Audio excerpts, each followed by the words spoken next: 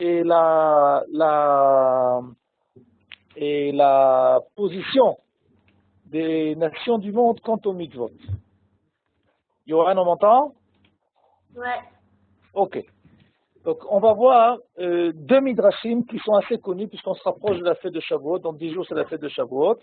Et ça tombe bien que ces deux midrashim, on va les étudier selon la méthode du Maharal pour Shavuot. Et on va voir que les deux midrashim, a priori, nous enseignent plus ou moins la même idée, mais les différences qui existent entre ces deux midrashim vont permettre au Maharal d'aller beaucoup plus profondément dans son idée. Le premier midrash, qui nous raconte que le midrash que tous nos enfants et que nous-mêmes, quand nous étions petits, nous avons étudié, nous avons en tout cas entendu parler de cette histoire, que Dieu a proposé la Torah aux nations du monde. On apprend cela d'un passouk dans le Sefer Dvarim, où Dieu a fait un parcours de plusieurs stations dans le monde, et de ce passouk, les Chachamim nous enseignent que l'enseignement de ce passouk, c'est pour nous apprendre que Akadosh Baruch Hu, avant de proposer la Torah au Am Israël, il a Melamed, Shirzir Akadosh Baruch Hu, à Torah al Kol Haolam. Ça nous apprend que quoi? Que Dieu a présenté la Torah à toutes les nations du monde. Velor à tous les Kabla, ils n'ont pas accepté. Ad Shebaou Israël de Kibloua, jusqu'à ce qu'Israël vienne et qu'il enseigne, et qu'il accepte. Bon, le fameux Midrash que, quand je dis qu'on a tout le temps appris, que les nations, qu'Akadosh Baruch Hu a proposé la Torah, et que le dernier volontaire, qui n'avait pas tellement le choix de l'accepter, c'est nous, et on l'a accepté. Maintenant, le deuxième Midrash que le Maharal va nous enseigner, Melamed Shirzir Akadosh Baruch Hu Torah Livnei Esav. On va avoir ici un exemple un peu plus concret. C'est pas un récit général que Dieu a proposé à l'ONU de l'époque, mais tout simplement le Midrash nous dit quoi que Dieu, qu'est-ce qu'il a fait? Il a proposé la Torah à qui? Aux descendants de Esav, ce qui veut dire l'Occident, Rome, la chrétienté. D'Amar Lahem, il leur a dit Roti, Matem, Lekabel et Torah, est-ce que vous voulez recevoir la Torah? Amroulo, ils ont répondu à Kadosh Baruch Hu, Maktiv, qu'est-ce qu'il y a écrit dans cette Torah que tu veux nous donner? Amarlem, lo, Tirtzach, il a écrit que vous n'avez pas le droit de tuer. Amroulo, et donc ils ont répliqué, les nations du monde à Dieu, ils ont répliqué, quand la brachot et l'auto ish, toutes les bénédictions que notre ancêtre, Esav, a reçues, qui est que Jacob a béni son fils, que Esav allait vivre par son épée. C'est-à-dire quoi? Qu'il allait pouvoir s'affirmer dans le monde par la violence. Donc, en deux mots, dans la Torah que tu veux nous donner, il y a écrit que la réalisation de Esav, c'est par le meurtre, par la violence. Et tu veux nous donner une Torah qui nous enseigne de ne pas tuer. C'est un contresens à notre vie. Nous ne voulons pas la recevoir. Amar Livnei Ishmaël, donc il est passé chez Ishmaël, chez les Arabes, il leur a dit Roti matem lekabel et la Torah, même Christian, est-ce que vous voulez recevoir la Torah? Amroulo, Maktiba, qu'est-ce qu'il y a écrit dans cette fameuse Torah? Il leur a dit Lo Tignov, il y a écrit dans cette Torah que nous n'avons pas le droit de voler. Ils lui ont dit, il y a quelque chose qui se passe qui est bizarre, c'est parce que notre ancêtre, Esav, Ishmaël, a reçu dans la Torah que tu veux nous donner, Kol Birkotav Sheloto Ish, d'où y est Pere Adam, Yado Bakol de Yad Kolbo, notre ancêtre a reçu comme destiné, on va dire, comme bracha, de quoi? D'être un homme sauvage, et donc dans le monde entier aura la main mise sur lui, et qu'il aura lui aussi la main mise sur le monde entier. Le Yad Kolbo, c'est-à-dire que sa main sera partout, c'est un pickpocket. Donc, en fin de compte, il nous dit, tu veux nous donner une Torah dans laquelle on nous enseigne de ne pas voler, alors que notre nature, alors que notre tendance, et de voler. Nous ne voulons pas la recevoir. Donc ici, on a affaire à un midrash qui est beaucoup plus détaillé. On n'a pas un refus général des nations, on a un refus de 2 nations, et les 2 nations répliquent à Dieu pourquoi ils refusent cette Torah. Donc, il est clair que ce midrash, le deuxième midrash, est encore plus prenant, puisque comment se fait-il que Dieu propose une Torah à des gens, à des peuples, dont il sait pertinemment que c'est la réplique qu'ils vont avoir. Et c'est sûr que Dieu connaît ce qui est écrit dans la Torah, parce que c'est lui qui va la donner. Donc il sait bien qu'il ne peut pas donner cette Torah à des nations qui vont lui répliquer la raison pour laquelle Dieu lui-même aurait dit ne veut pas leur donner la Torah. Et donc le Maharal va dire la chose suivante. Bi'aru beze advarim asher amarnu. Les Chachamim nous ont enseigné par ces 2 midrashim ce que nous avons expliqué pendant notre étude. Ki mitzvot HaTorah she'em ha'peulot ha'elokiyot מתייחסות אל ישראל, שלפי מעלת נפשם, הם מוכנים אל הפעולות האלוקיות, והם בייחוד להם. Ce midrash est une argumentation de Dieu pour nous enseigner, pour nous faire comprendre, pour nous faire admettre que la Torah ne donne pas d'identité, mais la Torah, elle parle, elle se donne à celui qui a d'abord reçu cette identité d'Israël. Qui mitzvot à Torah, les mitzvot de la Torah, Shem Peolot Elokiot, qui sont les actes divins, Mikachasot Israël, ils vont selon l'identité d'Israël. Et elles vont être applicables uniquement en fonction du point de départ, d'origine, de l'identité. Chez les filles malat nafsham, il existe quelque chose au sein de l'identité propre d'Israël qui leur permet, plus qui les oblige, qui les rend naturels, à quoi? À l'accomplissement de ces mitzvot. Et ils sont exclusifs à cette application des mitzvot. Aval, les nations du monde, mitat chesronam ou pritutam, par le fait qu'ils sont manquants de cette identité, enam reuyim les peulot avec elokiot, ils ne sont pas aptes, ils n'ont pas la possibilité, ils n'ont pas ce potentiel qui va leur permettre de quoi faire, de respecter, d'accomplir ces mitzvot. Il dit le Maharal, c'est ce que Chazal nous a enseigné selon leur technique. C'est ce que le Midrash a dit que quoi? Que Dieu a proposé la Torah à toutes les nations et à toutes les langues. Pourquoi? Pour nous apprendre que quoi? Que le refus de la Torah par les nations du monde n'est pas un refus technique, ponctuel, mais quoi? Etzem nafsham, leur essence, leur propre être, Memaen les kabel ha'peolot ha'elokiyot, refuse, se voit en controverse, se voit dans une opposition à 180 degrés de ce que la Torah, par ses mitzvot, lui permet de se dévoiler. Ki Israël ayu muchanim la Torah mitzad ma'alat nafsham. Pourquoi? Pour nous enseigner que quoi? Que la possibilité que la Torah se dévoile par ses mitzvot n'existe que par la préparation, muchanim, la préparation qui existe au niveau de l'identité, les caractéristiques nationales qui existent au sein d'Israël. Ok?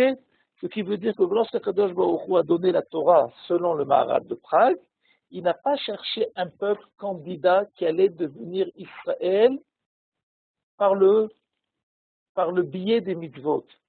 Il n'a pas cherché qui allait devenir Israël par la confection que les mitzvot allaient faire. Non, pas du tout.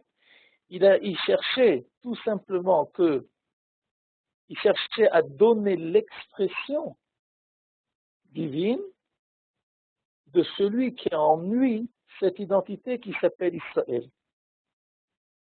Et pour nous faire comprendre cela, et pas uniquement pour que les nations du monde le comprennent, qu'est-ce que Dieu a fait? Il a proposé les mitzvot. Il a proposé les mitzvot de la Torah aux nations du monde en sachant pertinemment qu'ils n'allaient pas pouvoir les accepter. Mais il fallait qu'on se rende à l'évidence. Quelle évidence? L'évidence que les mitzvot ne font pas l'identité d'Israël. Mais l'identité d'Israël, c'est elle qui permet d'accomplir les mitzvot. C'est la raison pour laquelle que Chachamim vont nous enseigner chez Go chez Shomer Shabbat, Chayav Mita. Un Go qui va observer le Shabbat, il sera condamnable à mort. Si le Shabbat pouvait transformer l'homme, alors qu'est-ce qu'on s'en fout si ce monsieur ou cette madame en question font partie du Ham Israël ou pas? Si le Shabbat, si celui qui va observer le Shabbat va acquérir cette identité d'Israël. Mais non.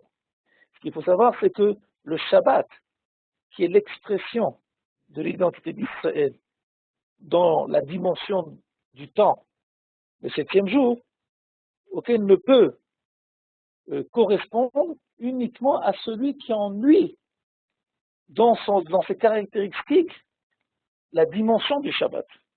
C'est la raison pour laquelle il y aura une halakha qu'un candidat à la conversion devra transgresser le Shabbat jusqu'au jour où il sera converti. Pourquoi? Encore une fois, ce n'est pas l'accomplissement des mitzvot qui nous font acquérir notre identité, mais c'est notre identité qui permet à ces mitzvot, à ces actes qui ont été donnés par Dieu, à se dévoiler comme mitzvot par le biais de notre identité. Par le biais de notre identité. Donc, encore une fois, ce ne sont pas les mitzvot qui font le juif, mais c'est le juif qui fait les mitzvot. Ou c'est Israël qui fait, j'aime pas tellement ce terme de juif parce que c'est pas tellement en rapport avec notre cours aujourd'hui. La notion d'Israël, c'est ce qui nous permet de faire les mitzvot. Et le Rav Ashkenazi avait apporté une fois une preuve à l'appui de ce qu'on essaie d'expliquer maintenant. Il a raconté qu'aux États-Unis, il y a eu une fois une enquête par la police, parce qu'ils se sont rendus compte que le dimanche, c'était le jour avec le plus de problèmes, avec le plus de méfaits dans la société à New York. C'est là que la police travaillait le plus, le dimanche. Ils en ont déduit que, comme les gens sont en repos le dimanche, et que l'ennui prend la place, donc et qu'en semaine, les gens travaillent, ils sont occupés, ils ne sont pas attirés par la délinquance. Et donc, ils en ont déduit que lorsque l'homme est au repos, a priori, le taux de délinquance est censé monter. C'est une conclusion assez honnête. Et pour vérifier leur conclusion, ils ont décidé d'aller voir quel est le taux de délinquance à Brooklyn, dans les communautés juives, qui, a priori, si la conclusion est juste, que dès qu'il y a repos, le taux de délinquance monte, de la même façon que chez les non-juifs, ça se passe le dimanche, on est censé trouver cette même réalité, le Shabbat, chez les juifs. Et ce qui s'est passé, c'est que non seulement ils ont vu que le taux de délinquance chez les juifs et le Shabbat n'était pas en hausse, mais qu'il était même en baisse, et c'est ce qu'on appelle que quoi? C'est exactement comme ça qu'expliquait le Rav Ashkenazi, que quoi? Que Gosh et Shomer Shabbat Chayav Mita. Dès que la société non juive s'impose un jour de repos, et que pour la société non juive se reposer, être néant de labeur, c'est quelque chose qui est anti-nature à l'homme, automatiquement ça amène un désastre. Quel est ce désastre? La poussée de la délinquance dans la société.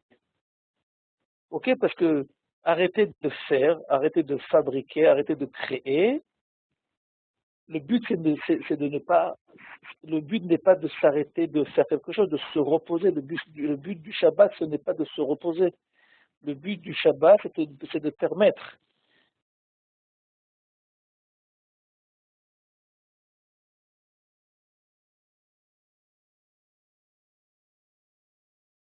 à l'identité juive d'Israël de se dévoiler à une dimension, à une certaine dimension, qui est la dimension euh, du septième du temps. Et ça ne peut se passer uniquement chez Israël. Et donc, nous reprenons notre étude, ce que dit le Maharal, que, entre parenthèses, un autre point que je voulais essayer relever, je vous rappelle que lorsque nous lisons les 5 livres de la Torah au courant de l'année, nous avons à peu près un quart de l'année, depuis la fin de Sukkot jusqu'à un peu après Hanouka, où nous lisons le livre de Bereshit, dans lequel il n'y a aucune mitzvah. Les mitzvot commencent seulement à partir du Sefer Shmot, Perek 12. Et une des raisons que la Torah commence au Sefer Bereshit, alors que la Torah est censée être le livre des mitzvot, c'est pour nous faire comprendre, avant que cette Torah soit donnée, à qui elle va être donnée. Elle va être donnée à une réalité humaine qui s'appelle Israël, qui a mis 2000 ans, 2448 années pour se mettre en place. Parce que depuis Adam Arishon jusqu'à Matan Torah, nous avons 2448 ans. Et cette identité, ce potentiel d'identité qui va pouvoir se réaliser, qui va pouvoir dévoiler la volonté, va pouvoir dévoiler l'expression divine au niveau de la nation, cela va prendre 2448 années de l'histoire pour se mettre en place, pour s'établir. Donc, ça, donc, c'est toute l'histoire de Sefer Bereshit, de nous apprendre qu'il y a une préparation. Et cette préparation, elle a pris 2448 années. Et seulement celui qui a ce potentiel en lui est appelé à respecter, à dévoiler, à s'exprimer par ses mitzvot.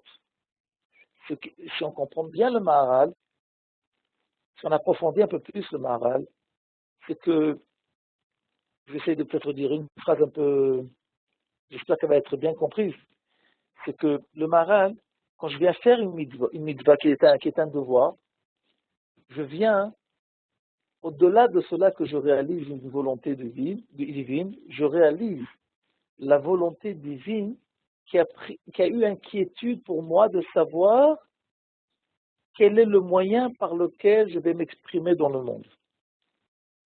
Les mitzvot ne viennent pas, selon le Maharal, pour contraindre l'homme, mais ils viennent au contraire pour dévoiler l'ampleur de l'homme, l'ampleur de cette identité qui s'appelle Israël. De la même façon que, même si l'apprentissage de la lecture et du calcul, cet apprentissage pourra se faire par une contrainte, parce qu'il faut apprendre, il faut faire des devoirs, il faut répéter des révisions et ainsi de suite, c'est le côté contrainte de la chose.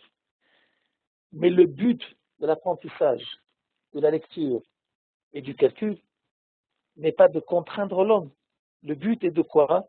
De lui donner des moyens, aussi bien par la littérature que par les calculs, de s'exprimer, de lui donner un cadeau, qui est le cadeau de son expression. Donc les mitzvot, selon le Maharal, même si elles ont un attrait de contrainte, puisqu'elles sont appelées mitzvot, ordonnances, elles nous ont été ordonnées par Dieu, elles ont été ordonnées pas pour que Dieu, Chas Shalom, s'amuse avec nous.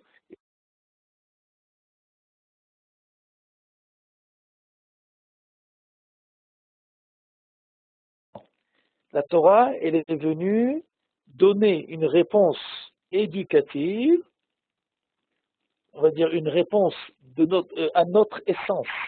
Voilà par quoi vous allez vous exprimer, comment vous allez dévoiler votre potentiel. Donc les mitzvot, elles prennent un sens tout à fait différent à ce que nous avons l'habitude de comprendre. Continue le Maharal. Omnam bimidrash, midrash bier. Je rappelle que, comme je dis, il y a deux midrashim. D'après le Maharal, s'il y a deux midrashim, c'est pas pour répéter la même chose de façon un peu différente. C'est que chaque midrash vient apprendre quelque chose qui peut-être que jusqu'à maintenant on n'avait pas compris dans le premier midrash. אמנם במדרש ביאר כי לא בלבד שהם אינם מוכנים לתורה, שהם פעולות אלוקיות, אבל יש להם בהם הכנה אל הפך זה. Ce qui veut dire que, vient nous apprendre le Maharal, que non seulement les mitzvot ne correspondent pas à la nature des nations du monde, mais elles correspondent à l'antinature des nations du monde. Ok, les mitzvot, l'expression des mitzvot, ok, on va dire de façon différente que les nations du monde ont une nature opposée à l'accomplissement des mitzvot de la Torah. Un goy qui vient accomplir les mitzvot de la Torah, eh bien, tout simplement, c'est un goy anormal. Il se comporte de façon anormale. Voir un goy avec des tefilines sur la tête, c'est quelque chose que, si on voit quelqu'un comme ça, il faut l'enfermer le plus vite possible. Il est tombé sur la tête. Mais quand on va voir un Ben Israël se balader tous les matins avec ses tefilines et prier à Kadosh Baruch Hu, ces objets de culte qui, a priori, sont des objets de culte assez bizarres, viennent dévoiler la nature première d'Israël et le correspondent. C'est comme si, imaginez-vous, on prend un villageois et on lui met une couronne sur la tête. On va dire, ah, c'est pourri pour lui, c'est pris pour le roi. Et c'est la même chose. C'est quelque chose il ne fait pas partie de cet ensemble humain dont l'expression sociale va être par la couronne. Ici, le Maharal ici, c'est beaucoup plus grave que ça. C'est-à-dire qu'ils ont une expression opposée à cela. Et comment il va expliquer cela? Par le refus d'Ishmaël et d'Esav. Beratza lomar, ki Esav et Ishmaël ayu muchanim el peulot she'em efech haTorah. Leur préparation, leur potentiel de Esav et Ishmaël, c'est pas qu'elles sont neutres. Non. Elles sont tout à fait opposées à l'expression que la Torah veut donner à la nation. Si la Torah, elle veut que la nation qui a le caractère de quoi? De ne pas voler, d'être une nation de non-voleurs et d'être une nation de gens qui ne sont pas des meurtriers. Donc elle va nous donner une mitzvah de quoi faire, de ne pas tuer, de ne pas voler, parce que lorsqu'on va tuer ou voler dans la Israël, c'est une contre-nature. Mais un goy, aussi bien chez Esav que chez Ishmaël, si Esav va tuer ou si Ishmaël va voler, c'est tout à fait ce qui correspond à leurs caractéristiques en tant que nation. Ce n'est pas pour rien que les plus grandes guerres dans le monde ont été menées par l'Occident. Depuis le Moyen-Âge, avant même le Moyen-Âge, jusqu'à notre époque. Qui fabrique? Où sont les usines des usines militaires, de fabrication d'armes militaires? Dans les pays d'Occident. Pourquoi? Parce que l'art de la guerre, l'art de tuer, c'est quelque chose qui appartient à Esav, à l'Occident. Et donc, puisque ça lui appartient, c'est ce penchant-là, ce caractère-là, que l'Occident va dévoiler le plus. Maintenant, chez Ishmaël, on va voir exactement le contraire. Il y a une notion chez Ishmaël qu'on appelle le djihad, la conquête. Mais la conquête, c'est quoi conquérir un pays? C'est le prendre de l'indigent, de celui qui habite sur place. En deux mots, de lui voler. C'est pas, mais notre maître Rav Ashkenazi nous enseignait que quoi? Que lorsque tu vois dans une nation une punition très très sévère qui sort des normes de la sévérité des autres nations, sache que tu as affaire dans cet acte, dans cette punition, à une controverse de la caractéristique nationale la plus profonde de cette nation. Je vais donner l'exemple. Chez les musulmans, celui qui vole, la punition elle est terrible, on lui coupe la main. Pourquoi on lui coupe la main? Parce que ils viennent punir, ils viennent essayer d'extraire ce qui correspond à ce qu'ils aimeraient que ce soit l'antithèse d'Ishmaël. De quoi? De s'accaparer ce qui ne t'appartient pas. Et donc, pour essayer de rééquilibrer ce phénomène néfaste, négatif, qu'est-ce qu'ils font? Quelque chose de très grave. Un voleur, on ne lui coupe pas la main, mais chez eux, on lui coupe la main. Donc, on apprend que Ishmaël et Esav, l'Occident et l'Islam, correspondent à deux pôles opposés à la Torah. Le pôle du meurtre et le pôle du vol. ומה שזכר הכתוב הזה, Esav et Ishmaël, excusez-moi, avant cela, il y a une phrase aussi importante ici dans le Maharal, qui en safek chez birkatam les filles machem ayum uchanim ela be'atzmam. Il dit, le Maharal, que Yaakov, c'est quoi une bracha? Une bracha, elle vient augmenter ce qui existe en potentiel. Si je prends par exemple un éléphant, et je lui donne une bracha d'être un bon élève en classe, tout le monde a compris qu'on a affaire à une bracha levatala, c'est-à-dire qu'on a une bracha qui n'a aucune réalisation. Parce qu'un éléphant ne peut pas être un élève en classe. Pour qu'il y ait une bracha, il faut qu'il y ait une hypothèse de base, qui est, on va dire, un potentiel. Et c'est quoi une bracha? C'est de souhaiter, de donner la force à ce que ce potentiel se réalise et s'augmente. Donc, qu'est-ce qu'il dit le Maharal?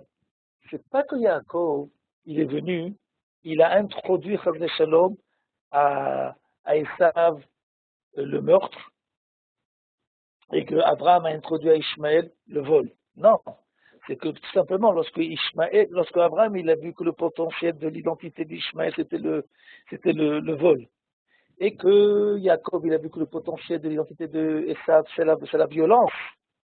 Donc, qu'est-ce qu'il a fait?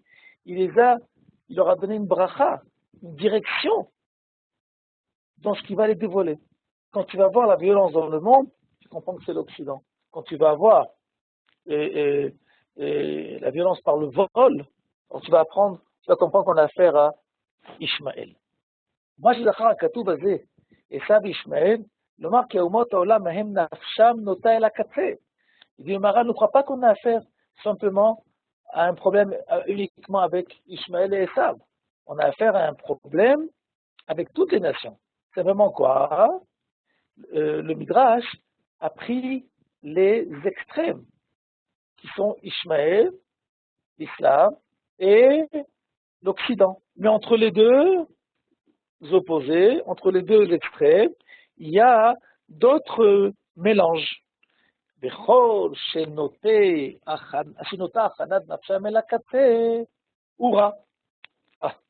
Écoutez bien, il y a une phrase assez importante dans le Maharal qui nous enseigne quelle est la définition du mal, quelle est la définition du monde, du mal, d'après le Maharal.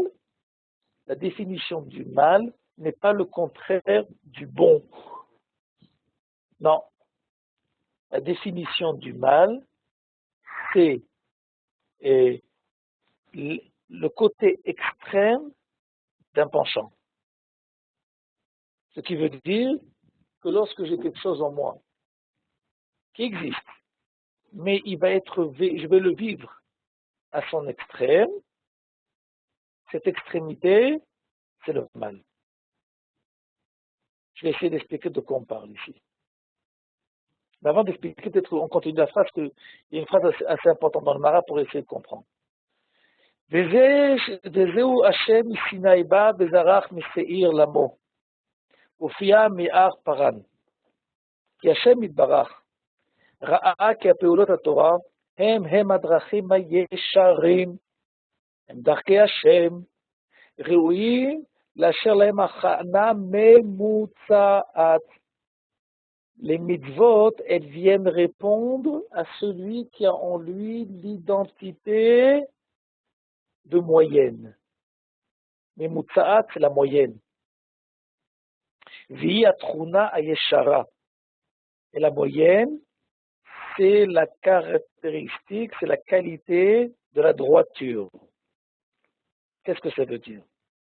Lo el asher trunat nafsham nosa el akate ou pelot shelem enam yesharim. Celui qui tend vers les extrêmes ne peut pas être moyen, ne peut pas être équilibré et automatiquement il se détourne de la droiture. Je vais expliquer de quoi on parle ici. Je vais essayer d'expliquer de quoi on parle. Est-ce que c'est bien? Est-ce que nous sommes tous d'accord que c'est interdit de tuer? Mais pourtant, cette même Torah qui nous interdit de tuer, elle nous ordonne, dans certaines conditions, à oui tuer. Par exemple, un soldat à l'armée, en état de guerre, a le devoir de tuer son ennemi. Si Chas Shalom, il avait pitié de son ennemi et qu'il le laisse en vie, d'après le judaïsme, d'après le Rambam, ce monsieur en question n'a pas accompli son devoir religieux. Il devait accomplir Milchemet Mikvah, il ne l'a pas fait. Je vous rappelle que c'est plus ou moins ce qui s'est passé avec Shaoul, qui lui a coûté la royauté. Alors, la Torah, elle est contre le meurtre ou elle est pour le meurtre? Tout dépend. Si j'ai un problème avec mon voisin, alors la Torah, elle est tout à fait contre. Que quoi? Que tu tues ton voisin, ça veut dire. Mais si j'ai un problème de vie, que je suis menacé, par exemple par la guerre, la Torah, cette même Torah qui m'ordonne de ne pas tuer, ici elle va m'ordonner, oui, de tuer. Qu'est-ce qu'elle fait la Torah ici? Elle vient équilibrer, elle va donner l'expression moyenne. Quand je dis moyenne, ça veut dire équilibré, du centre. De quand est-ce qu'on a le droit et quand est-ce qu'on n'a pas le droit, quand est-ce qu'on a le devoir, quand est-ce qu'on n'a pas le devoir de doter la vie à autrui. De la même façon, par exemple, pour les incestes. La Torah nous a ordonné une liste d'incestes. Par exemple, un des incestes qu'on n'a pas le droit de faire, c'est Chas Shalom, de se marier avec sa belle-sœur. Un homme n'a pas le droit de se marier avec la femme de son frère.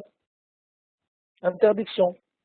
Si Chas Shalom, un tel acte serait fait, un enfant qui naîtrait de cette relation serait considéré comme mamzer. Et pourtant, cette même Torah qui interdit à l'homme d'épouser, d'avoir une relation avec la sœur de son mari, cette même Torah va ordonner à cet homme d'avoir, oui, une relation avec sa belle-sœur, la femme de son mari, dans le cas où le frère en question, décède. Ça ne pas comprendre. Si la belle-sœur elle est interdite, si elle est décidée, si elle est définie comme inceste, alors quel rapport si le frère décède ou pas? Aucun rapport. C'est que la Torah, encore une fois, elle vient dire que tous les incestes ne sont pas interdits dans chaque situation. Voler, c'est bien ou c'est pas bien? C'est interdit ou c'est permis? Ça dépend. Voler mon voisin, voler le vélo de mon voisin, c'est assaut. Celui qui vole, il doit rendre 2 fois. La Torah, elle est contre le vol.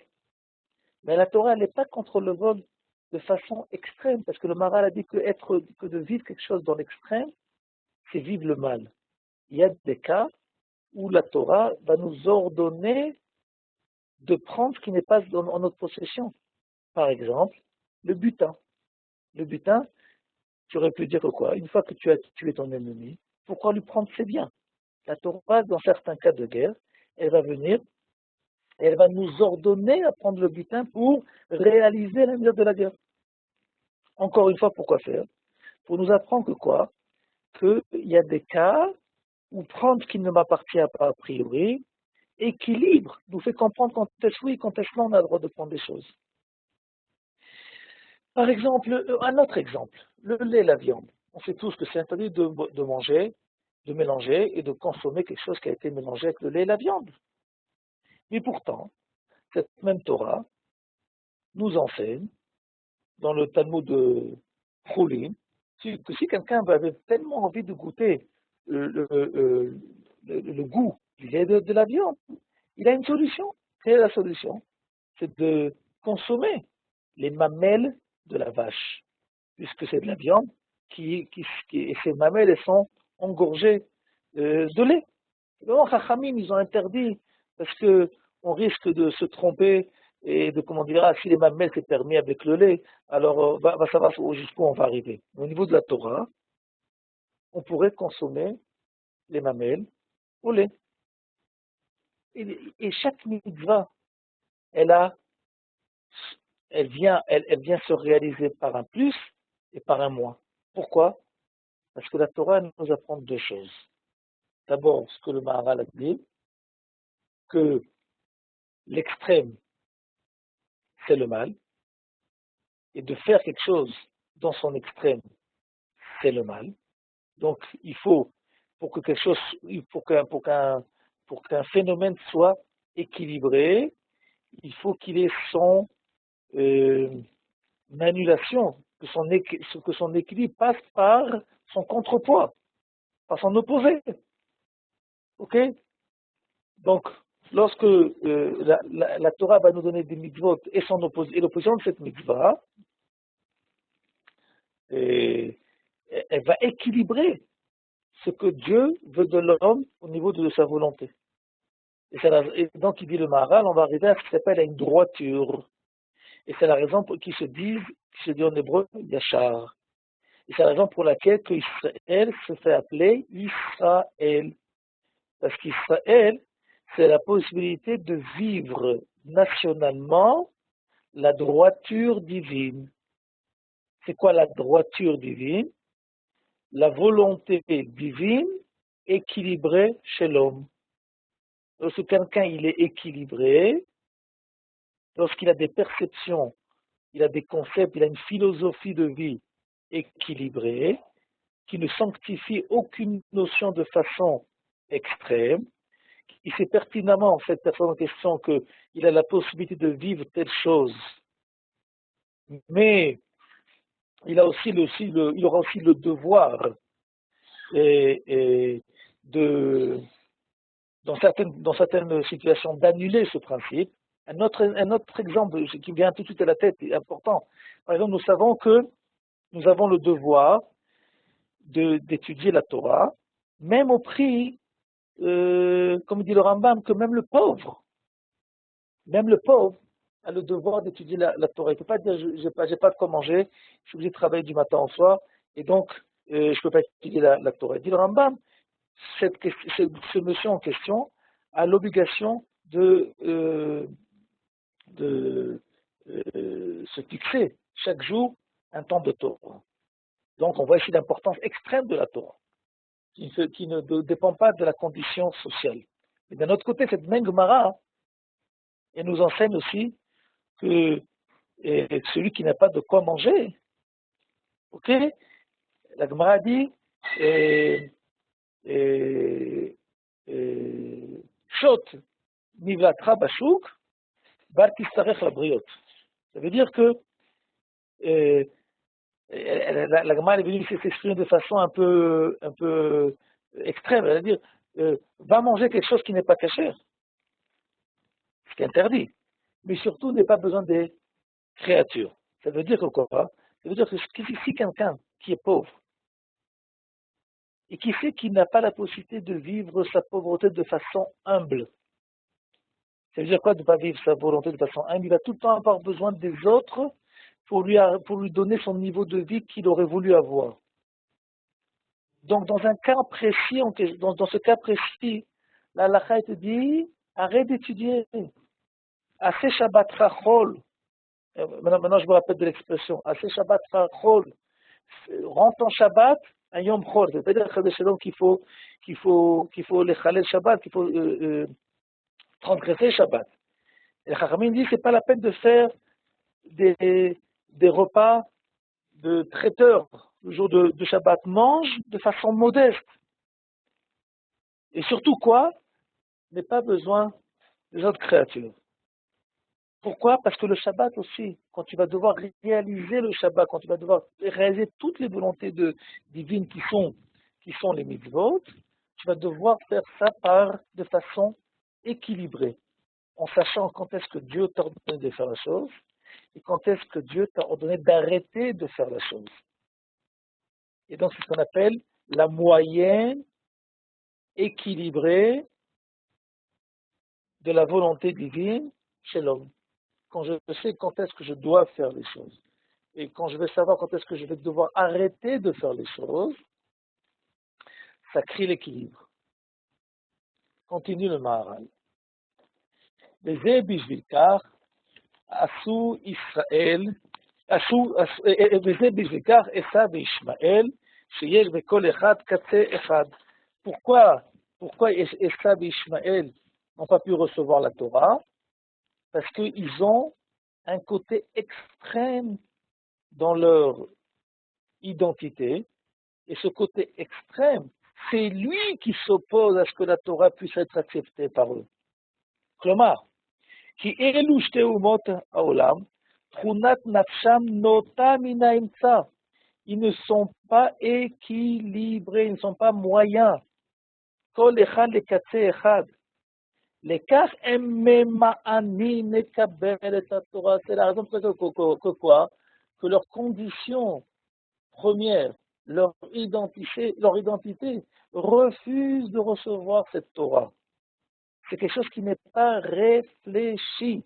C'est un refus instinctif. וזהו שאמר כי האחד ברכתו על החייבה, תחיה לרצוע ולשמע ידו וכו' וכו'. Et donc le Midrash, comme il dit le Maharal, on se rend compte que le Midrash nous a parlé de ce même phénomène du refus de la Torah par les nations du monde, de deux façons différentes. Il dit le Maharal, pourquoi ces deux Midrashim? Parce que un nous apprend que quoi? Premièrement, que pour recevoir la Torah, il faut avoir une nature première qui correspond aux mitzvot de la Torah. La Torah, elle s'adresse à celui qui s'appelle Israël. La Torah n'est pas un livre pour les nations du monde. C'est un livre pour la famille particulière qui s'appelle Israël. Ça, c'est le premier point. Et deuxième point, de nous enseigner le Maharal, c'est que les nations du monde qui ont tout le temps essayé de conquérir cette Torah, ils le font alors que quoi? Que dans leur nature, ils ont une entité de la Torah. Et quand on a une entité de la Torah, tout ce qu'on essaiera de se rapprocher de cette Torah ne pourra que uniquement quoi faire? S'opposer à cette Torah. Maintenant, il y a encore un autre point qu'il faut essayer de le comprendre ici selon ce Maharal. Et là, c'est un des grands enseignements qu'on peut comprendre dans la méthode de réflexion et d'étude du Maharal, qui est la chose suivante. Si je posais la question, quelle est la date historique de ce Midrash? Quand est-ce que ces Midrashim ont eu lieu? Les fameux Midrashim où Dieu a proposé la Torah aux nations du monde. Je vais poser encore un peu plus profondément la question. ce Midrash qui dit que Dieu a proposé la Torah aux nations du monde, c'est quand même un événement d'une grande ampleur. Ça aurait dû être au moins mentionné autant que Matan Torah. C'est un miracle que la Torah aurait dû nous faire part. Le récit de la Torah aurait dû nous faire part que quoi? Qu'il y a eu une proposition de la Torah aux nations du monde et que ces nations ont refusé la Torah et que nous l'avons acceptée. Ça aurait pu ça aurait pu quand même nous apprendre d'abord qui on est, qu'on est quand même un peu bien interbanqué de cette Torah, et d'abord nous apprendre historiquement parlant comment cette Torah est arrivée à nous. Alors c'est quoi la date? Ça s'est passé réellement cette histoire? D'après le Maharal, ça s'est passé, mais pas sur le calendrier de l'histoire. Si j'avais une date à donner à ces fameux Midrash, ce fameux Midrash ne s'est pas forcément réalisé le 6 Sivan ou les quelques jours avant le 6 Sivan de l'année 2448. Et c'est la raison pour laquelle ce Midrash ne se situe pas dans la Torah, qui nous parle du récit historique du don de la Torah. Mais il s'est passé, quand est-ce qu'il s'est passé? Il s'est passé, ce Midrash, Avant la création. Avant la création du monde. Au moment où Dieu a créé les identités de chaque chose qui vont être créées. De la même façon qu'il a créé l'identité des oiseaux, il a créé les identités des poissons, il a créé les identités des fleurs, il a créé les identités de l'homme, il a aussi créé les identités des nations. Et il a introduit à chaque identité de nation les caractéristiques qui lui sont propres. Et donc, qu'est-ce que nous raconte le Midrash? Il nous raconte qu'il a fallu 2448 ans pour comprendre, pour qu'on comprenne, pour qu'on dévoile l'opposition des nations du monde à cette Torah, ou la symbiose du Ham Israël à cette Torah. Mais ce n'est pas quelque chose qui est le fruit d'une réflexion historique. Au contraire, c'est que l'histoire est venue nous dévoiler le projet divin au niveau des identités des nations. Donc ce Midrash n'a pas eu lieu en 2448. Il a eu lieu au moment de la création du monde, au moment de l'introduction, de la donnée des caractéristiques nationales, comme toutes les autres caractéristiques.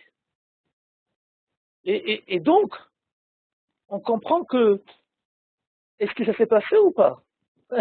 La question dépend de la définition de où ça s'est passé.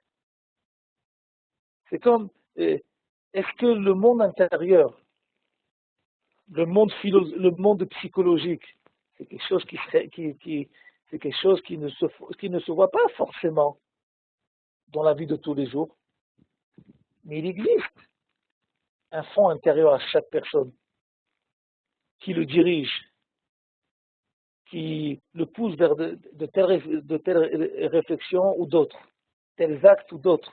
Il n'y a que lui qui les connaît. Dieu, par ce Midrash, est venu nous enseigner que quoi? Qu'il existe, il y a une existence, il y a un monde qui n'est pas forcément le monde visible, historique, mais le monde sociologique, psychologique, divin de la création, qui vient nous expliquer pourquoi cette Torah, elle est uniquement acceptée, pas acceptée par une volonté, mais acceptée au niveau d'une correspondance. À qui? À celui qui s'appelle Israël. Parce que uniquement chez cette création nationale existe la caractéristique de vivre les choses de façon moyenne dans le bon sens du terme, de façon équilibrée. Et d'où provient cela? Pas parce que nous avons fait un effort extraordinaire, nous avons travaillé sur nous. Non. C'est parce que nous avons reçu ces caractéristiques par notre Créateur. C'est comme ça que Dieu nous a créés. C'est comme ça que Dieu a créé la nation d'Israël. Pas le juif. On parle d'une caractéristique collective à Israël. Et si on comprend cela, on comprend aussi le combat des nations actuellement avec Israël. Il y a un proverbe en hébreu qui dit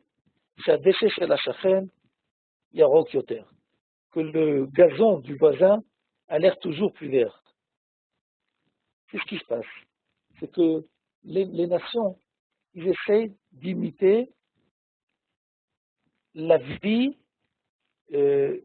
droite, pondérée d'Israël.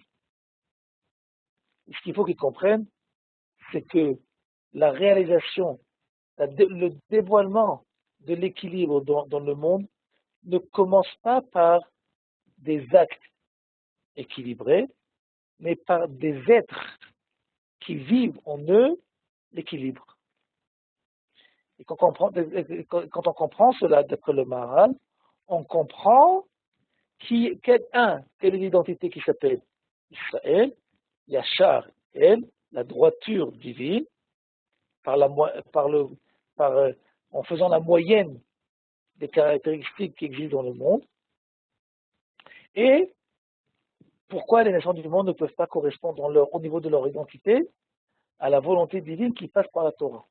Entre parenthèses, on se rend compte que cet équilibre existe aussi au niveau du climat de la terre d'Israël.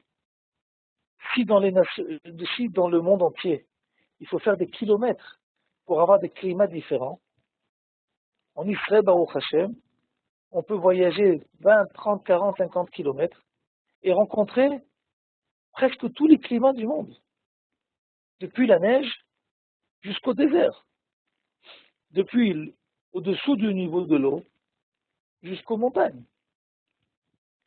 sec et humide, pour nous faire comprendre que quoi? Qu'aucun climat à son extrême est juste.